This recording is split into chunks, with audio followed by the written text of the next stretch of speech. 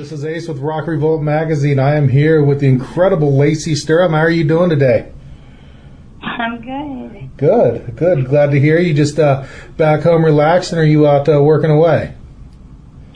We are actually on our way home from Texas to Pennsylvania. So we had a run in Texas. That was really cool to be back where I started my first band and see my family and all that. And those were really amazing. We had a amazing night in San Antonio, and it was just a great run. Right, and of course your first band being, Flyleaf. You had great success with them. It's been almost 4 years since you've been with Flyleaf. It seems like forever, I'm sure, doesn't it? It's been a while, and it does seem like another lifetime ago. Right. Now, I mean, obviously it was an amicable split that, was put out there. Is there any chance you guys may ever get back together, do anything, or is that's in the past and it's time to move forward? Well, I feel like I'm the kind of person that I've seen so much happen that I never in a million years thought would happen. So I've learned to quit saying never, Right. And but at the same time, I'm a really present person, and I don't have any plans for that. But again, you never know, and I don't know. So they haven't called me, and I don't have any plans. So. Right on. Absolutely. Now, like you said, you're a person who's seen a lot of things. You wrote about those things as well. Put out a couple books. Your newest one, obviously, coming out here in October. But the first one that you wrote is your autobiography, basically, the first part of it, The Reason.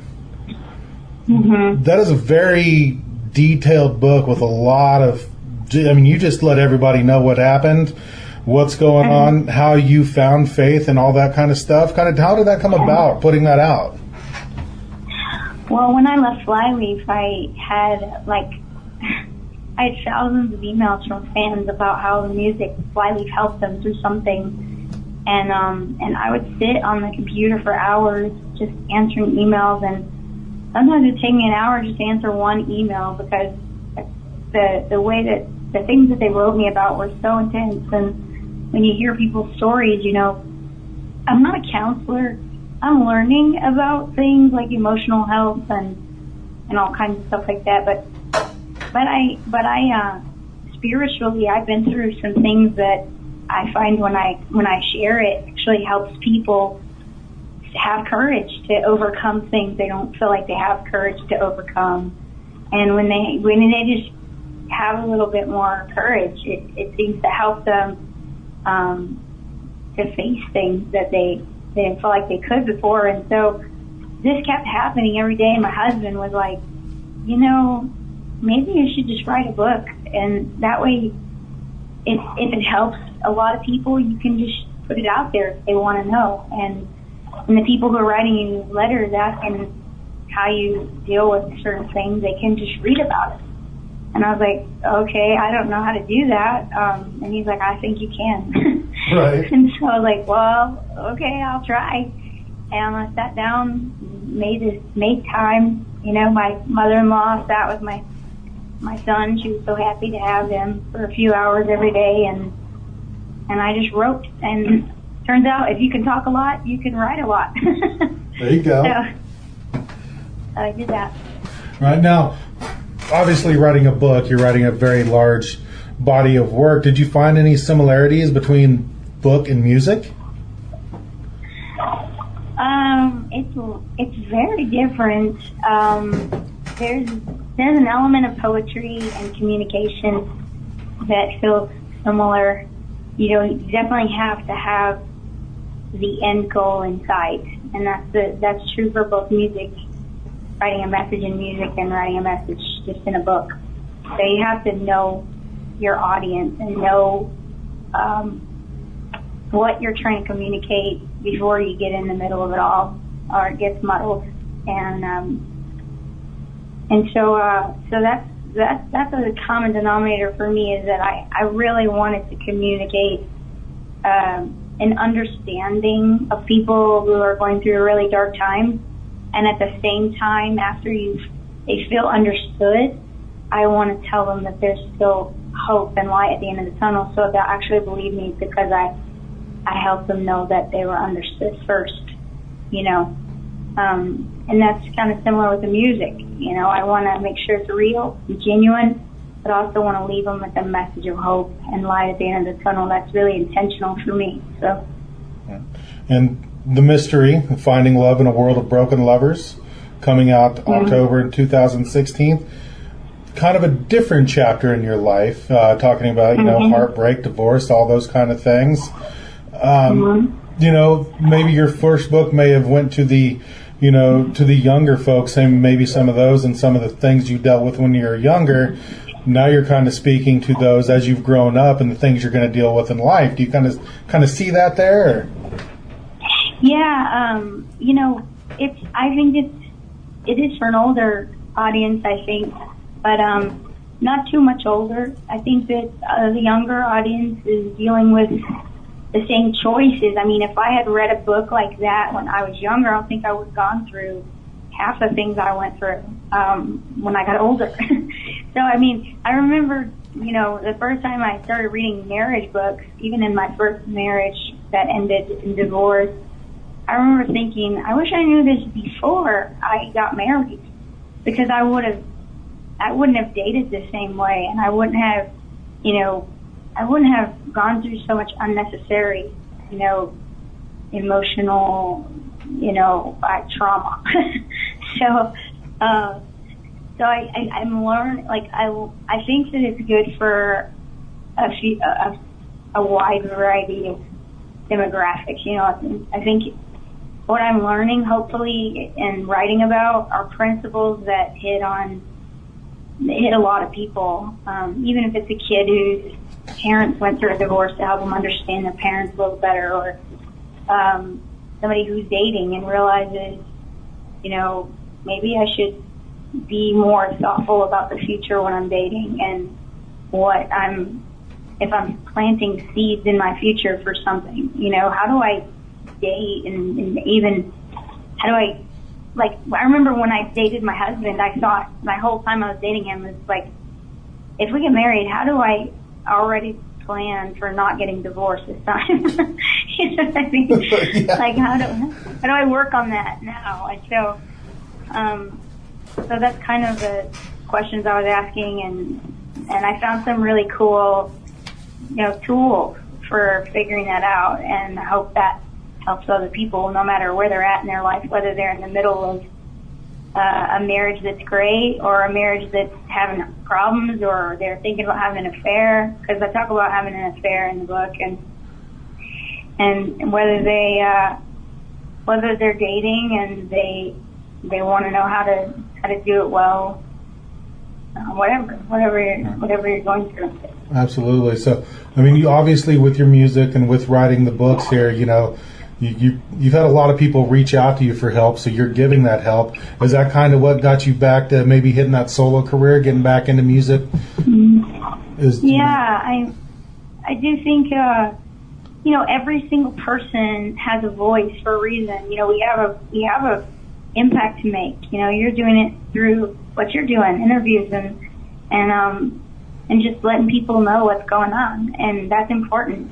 And so there's whatever we have to use to get to make a difference is important. And so that's kind of how I feel. Like, that's actually, I'm writing a third book right now, and it's about that. It's about stewarding the gifts you've been given in this life, and stewarding the life you've been given, and how do we make it impact to the way that we want to, and leave something that makes things better somehow in the smallest ways, and then that could lead to the biggest ways, you know. Right. So whether it's whatever it is, kind of, it could be just me telling my kids stories that have good morals in them when they go to bed at night, you know, or, right. You know, whatever it is, it makes a difference. All right. Well, let's talk about Life Screams here, your solo debut album, top hard rock album, first solo female to reach that honor.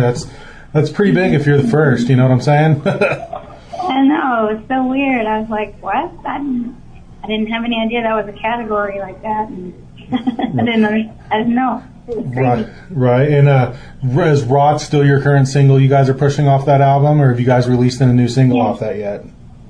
Yeah, Rot is the newest single that we just released. I think the video's been out for a few weeks now, and my sister's in it, and I'm really proud of her. She did a great job, and I had a lot of fun helping direct the video, and it was awesome. It's just so fun because we're not on a record label that's like traditional, a major record label right now. So we're just kind of doing it for fun, and we started our own label with our management, and so we have such a hand in all that creativity, and it's been so much fun. So light and easy and free. Right. And being the creative person you are, I'm sure being able to have your hand in more of it probably than you did in the past, being under the thumb of a record label, you probably are enjoying it more yourself because you are have that creative fires just going. So I'm sure you're loving that. Well, what I love is that I don't have to be stressed out if something doesn't work out because I have all these. I don't have somebody else's money on the line. I mean, we're investing in this because we believe in it. And if it falls apart, we did what we believed in and we were honest, and it's okay. And if somebody else's money's on the line, then you have this added weight of, oh man, like, I don't know, we have to help them, get a return on their investment or something. You know what I mean? Right. So it's different when it's just you and you do it because you know it's right, and it just feels easy. Right. Now, you say you're coming home from Texas. Plenty plans to get back out on the road. You say you're writing your book. I mean, that'd be a great time to write that third book is out on the road. So how soon until we're going to see you hitting the road again? Well, I think we are going to take a little bit of time off. I'm going to do some acoustic shows where I talk about the mystery. Oh, nice. It comes out in October. Yeah. And I'll do some like a mini book tour kind of thing with just me playing acoustic and talking about those stories and answering questions from people and whatever. But it'll be really chill, like every weekend or something like that. So that'd be awesome. That'd be great. Yeah. Yeah. And then after that, I think in January we'll probably get some more tours and keep going. Right, absolutely. Well, I definitely appreciate your time that you've given us today on your long trek back home. Get home, enjoy a little bit, write some more of that new book, and anything you want to let the fans know before we let you go? Well, if you want to check out what's going on with me and all the different stuff I got going on, you can go to LaceySturm.com. We have a newsletter. It doesn't blow up your email box, but it's enough where you at least know what's going on, and I can send you messages there and tell you. We have a few different things we're working on as well, besides that. I have a clothing line, or like a merch line that I'm working on as well, and it's called the Tattoo Alternative, and it's based on tattoos of different people that I respect and telling their stories, because I think that when we learn about other people's stories that made them grow, in their heart, that our souls can grow too. And so sometimes we want to just carry that with us, and I think having some merch piece like, a shirt with a symbol on it that means something to you, it can just help you, to remember something you want to remember. That's why we get tattoos anyway, right? We get them to remember something. I'm covered in them myself, absolutely. Yeah, so that's kind of the idea, is a tattoo alternative. You can get a dog tag. You don't have to get a tattoo. Yeah. You run out of room, you want to get a new one. That's kind of the idea. I'm a big dude. I got plenty of real estate, so I still got a few bare spots, not many, but a few. So. Like my brother. Right on. Well, Lacey, I'm working on it. Yeah, you're working on it. I know you've got that nice little upper sleeve going there. That's it's pretty nice. I like that. But we have greatly appreciated your time today. I thank you so much. We wish you safe travels back home, and hope to see and hear from you again soon. Thanks. It was a great interview. All right. Thank you very much. Bye. Bye-bye. Bye.